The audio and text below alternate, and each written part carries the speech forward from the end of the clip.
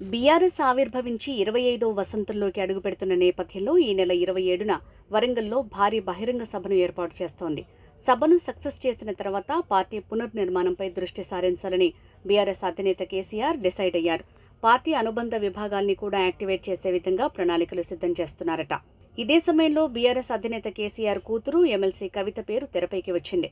ఇప్పటివరకు తెలంగాణ జాగృతి పేరుతో కార్యక్రమాలు నిర్వహిస్తూ వస్తున్న కవిత బీఆర్ఎస్ పార్టీలో కీ రోల్ ప్లే చేసే ఆలోచన చేస్తున్నారట.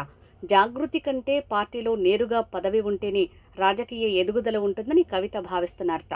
లిక్కర్ కేసులో జైలుకు వెళ్లొచ్చాక కొన్నాళ్లు సైలెంట్ గా ఉన్న కవిత ఇప్పుడు వరుస కార్యక్రమాలతో ప్రజల్లో ఉండేందుకు ప్లాన్ చేసుకుంటున్నారు. అటు జ్యోతిరావు పూలే ఫ్రంట్ పేరుతో పలు కార్యక్రమాలు చేస్తూ బీసీలకు కూడా దగ్గరయ్యేందుకు అడుగులేస్తున్నారు. ఇటీవలి కాలంలో పార్టీ పిలుపునిచ్చే కార్యక్రమాలతో పాటుగా కొన్ని కార్యక్రమాల్ని సొంతంగా ప్లాన్ చేసుకుంటున్నారు కవిత. అయితే తెలంగాణ జాగృతి పేరుతో ఎన్ని కార్యక్రమాలు చేపట్టినా ఊహించినంత రేంజ్ లో మైలేజ్ రాలేదని భావిస్తున్నారట కవిత. అందుకే బీఆర్ఎస్ పార్టీలో కీలక పదవిలో ఉండి కార్యక్రమాలను చేయాలనే ఆలోచన చేస్తున్నారనే గాసిప్స్ తెలంగాణ భవన్లో చక్కర్లు కొడుతున్నాయి. ప్రస్తుతం ఎమ్మెల్సీ పదవి ఉన్నా ఆ పదవితో రాష్ట్రం మొత్తం తిరగడం కాస్త ఇబ్బందిగా ఉంటోందట. అందుకే బీఆర్ఎస్ పార్టీలో రాష్ట్ర స్థాయి పదవి, అది కూడా కీలకమైంది తీసుకోవాలనే నిర్ణయానికి వచ్చారని బలమైన టాక్ వినిపిస్తోంది. పార్టీలో తాను ఆశిస్తున్న పదవి గురించి తండ్రి కేసీఆర్ దగ్గర ప్రస్తావించినట్టు పార్టీ వర్గాల్లో చర్చ జరుగుతోంది. మొన్న తెలంగాణ భవన్లో జరిగిన పార్టీ విస్తృత స్థాయి సమావేశంలో కేసీఆర్ కూడా కవిత ప్రస్తావన తీసుకొచ్చారట. తెలంగాణ జాగృతి తరపున ఆమె కార్యక్రమాలు చేసుకుంటూ వెళ్తున్నారని, పార్టీ కూడా సపోర్ట్ ఇవ్వాలని చెప్పినట్టు తెలుస్తోంది. బీఆర్ఎస్ లో కీలక పదవి తీసుకుని కవిత ప్రజల్లోకి వెళ్తే పార్టీకి లాభం ఉంటుందన్న అభిప్రాయం వ్యక్తం చేస్తోందట గులాబీ సైన్యం.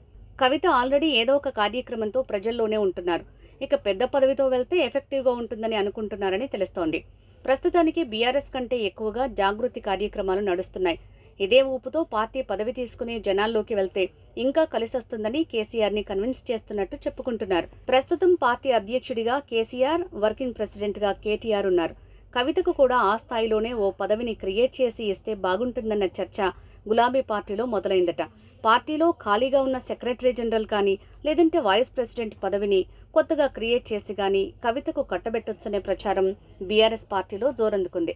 దీనికి సంబంధించి ఇప్పటికే కేసీఆర్కు క్లారిటీ ఇచ్చినట్టు సమాచారం.